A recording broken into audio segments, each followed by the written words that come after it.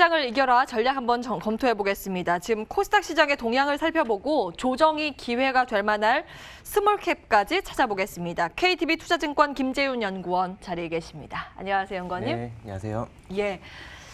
시장이 일단 지금 상황대로라면 좀 강한 모습이거든요. 네. 코스닥 시장이 지난주에 변동성 보이면서 크게 고꾸라졌다가 지금 네. 다시 800선 테스트까지 올라와 있는 상황. 전반적으로 시장 상황은 어떻게 진단하고 계세요? 지금 800선 찍고 있습니다. 네. 예. 저는 우선 결론부터 말씀드리면은 그냥 긍정적으로 보고 있고요. 그렇게 보는 이유가 시장이 좀 많이 올라서 여기서부터 다시 조정 국면이 되지 않느냐, 아니면 다시 연초에 코로나로 인한 그런 하락이 또 있지 않느냐, 이렇게 좀 걱정적으로 걱정하시듯 보시는 분들도 있긴 합니다만 연초랑은 좀 그림이 다른 것 같습니다. 우선 미국장이 굉장히 좋다라는 것 자체가 연초에 좀 우려를 했었던 게 코로나로 인해서 이게 글로벌 경제 위기로 좀 번질 수가 있지 않나, 뭐 이런 우려가 있었었는데 지금 현재 미국 시장을 보면은 그런 그림은 아닌 것 같고요. 그렇다라고 보면은 지금 단기 조정 국면이다라고 저는 볼 수 있을 것 같습니다.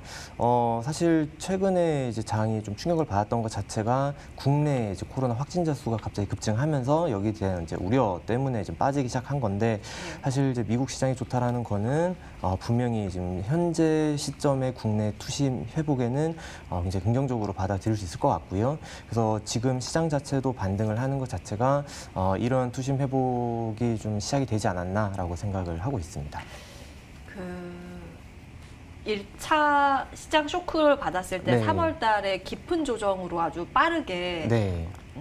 무섭게 좀 급락을 했다가 그것을 정말 빠른 시간 내에 회복하는 그런 모습이었는데요. 네. 이번에는 글쎄요, 그 조정이 끝났다고 보시는 거예요?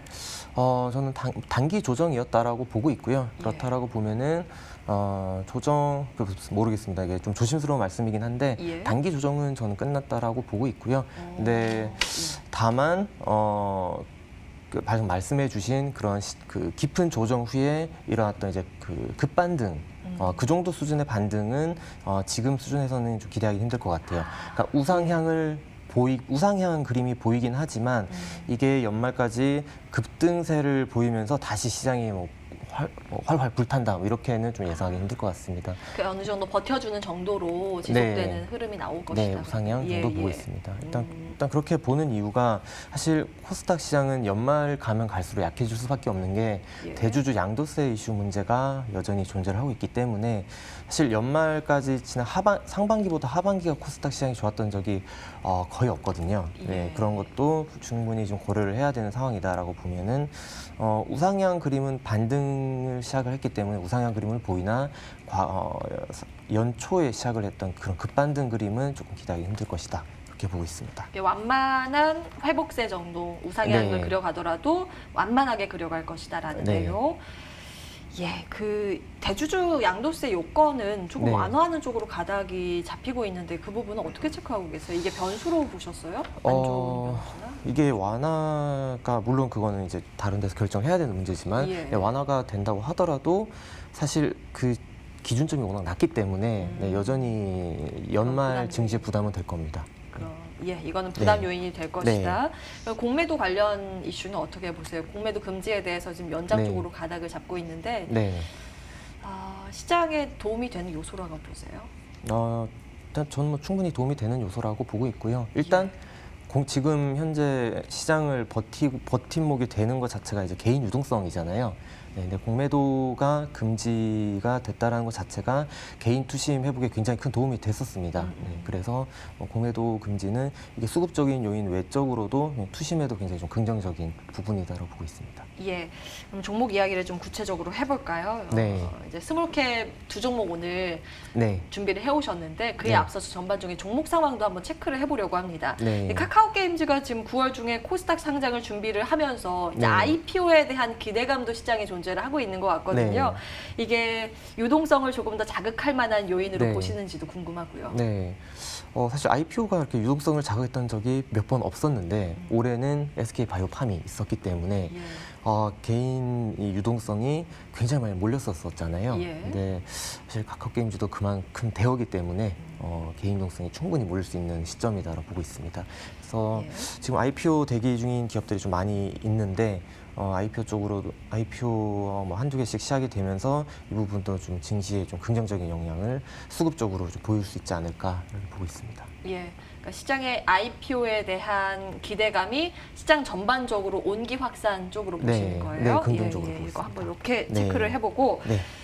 조금 더 좁혀서 종목별 흐름을 체크를 해보자면 그 코로나19의 네. 피해 섹터와 그 수혜 섹터로 시장이 이게 양분되는 네, 흐름이거든요. 맞습니다. 이게 또 지속될 것이라고 보시는지 어느 정도까지 이어질 건지가 궁금한데요. 굉장히 재밌었던 게 예. 말씀하신 대로 코로나 수혜주랑 피해주가 있었었는데 연초에 수혜주가 올라가다가 시장이 과열되고 거의 800선까지 왔을 즈음에 또 손바뀜이 됐었어요. 피해주가 이제는 봐야 된다. 이제 코로나 회복이 됐으니 봐야 된다라고 오히려 피해주가 또 다시 반등을 하는 그림을 보이다가 지금 다시 확산이 되고 있기 때문에 저는 여전히 수혜주 쪽을 봐야 된다라고 보고 있고요. 그래서 코로나 지금 재급증이 시작이 되고 있기 때문에 그냥 언택트 쪽에 다시 봐야 되지 않나 보고 있습니다.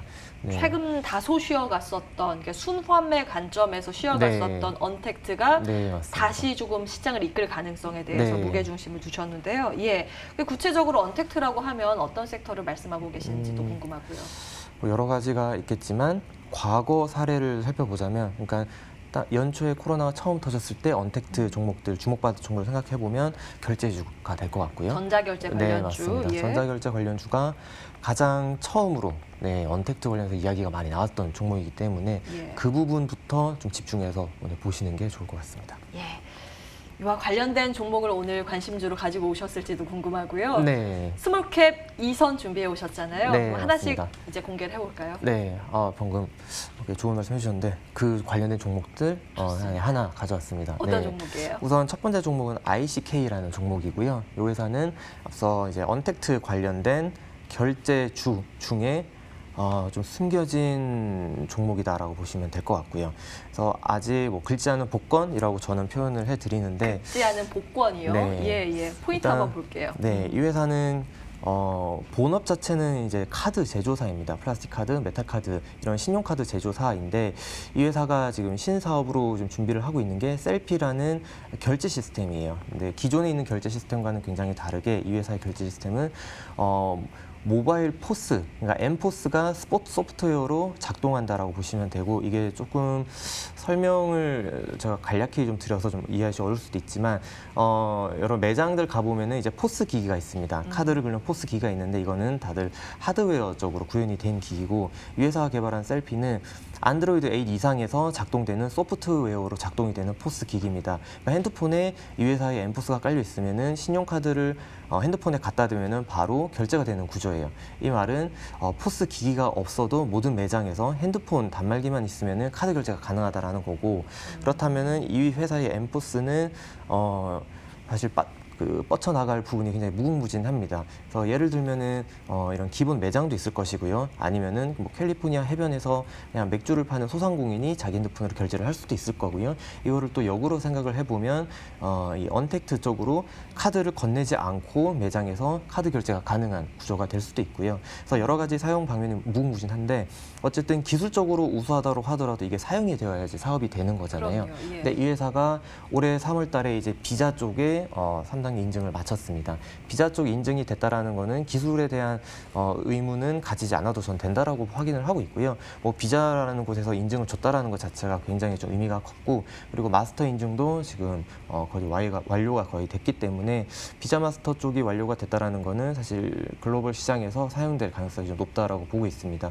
그리고 이 회사가 현재 지금 컨택 중인 글로벌 업체가 한 5개 정도와 지금 커스터마이징 작업을 하고 있고 그렇게 되면은 글로벌 업체의 서비스에 인앱 형식으로 들어가는 구조가 되기 때문에 사실 사용자 입장에서는 이거를 뭐 새로 따로 받지 않아도 기존에 사용하던 서비스에서 그대로 이 회사의 서비스를 결제 시스템을 인앱으로 사용할 수 있기 때문에 굉장히 사용자 입장에서도 편하고 이걸 판매자 입장에서도 굉장히 저수수료로 언택트로 결제가 가능한 시스템이 되기 때문에 저는 좀 미래가 좀 무궁무진한 회사라고 보고 있어서 이 회사가 이 사업이 좀 시작이 아마 올해 안에 시작이 될 걸로 저는 보고 있습니다. 인증이 완료가 됐기 때문에 통상적으로 인증이 완료가 되고 한 반년 후 정도부터 시작을 한다라고 보시면 될 것이기 때문에 지금 사업이 시작하기 전에 좀 주식을 사야지 오히려 좀 업사이드를 다 본인이 이제 받을 수 있는 거잖아요. 네, 그렇게 보고 있습니다. 예. 그리고 두 번째 종목도 바로 말씀을 드릴까요? 예, ICK에 이어서 두 번째 종목은 어디에서 가지고 오셨을까요? 두 번째 종목은 좀 재미있는 회사예요. 이제 그린플러스라는 종목이고요.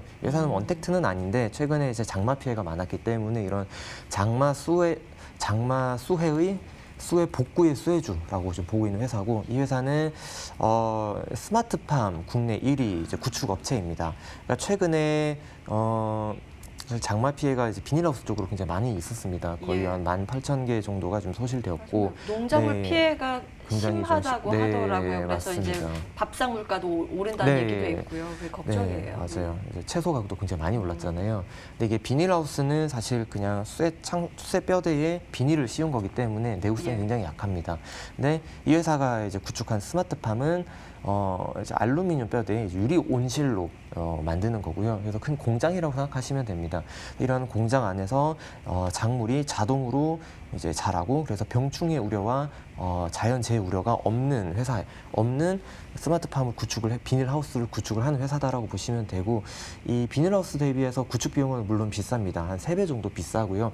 그렇다고 하더라도 작물의 이제 성장량이 수확량이 기존 비닐하우스 대비해서 스마트팜이 4배 정도 높기 때문에 비용을 충분히 커버하고도 남을 정도의 이제 수확량을 가져갈 수 있다라고 보면은 기존에 좀 유실되었던 비닐하우스가 그린플러스 스마트팜으로 좀 이동하는 그런 부분이 좀 많을 거라고 저는 보고 있고요. 그리고 정부에서도 스마트팜 장려 정책이 지금 시행 중입니다. 지금 4,200억 정도의 이제 정부의 돈을 들여서 스마트 밸리도 좀 구축을 하고 있고요. 그래서 스마트 밸리 쪽에서도 올해 연말 정도의 이제 수주도 좀 가능할 걸로 보고 있고 이 회사의 또 장점이라고 하면은 앞으로 열려있는 시장이 굉장히 크다라는 거예요. 국내 스마트팜 보급률이 지금 0.8%밖에 안 됩니다. 근데 글로벌 평균이 한 12% 정도 돼요.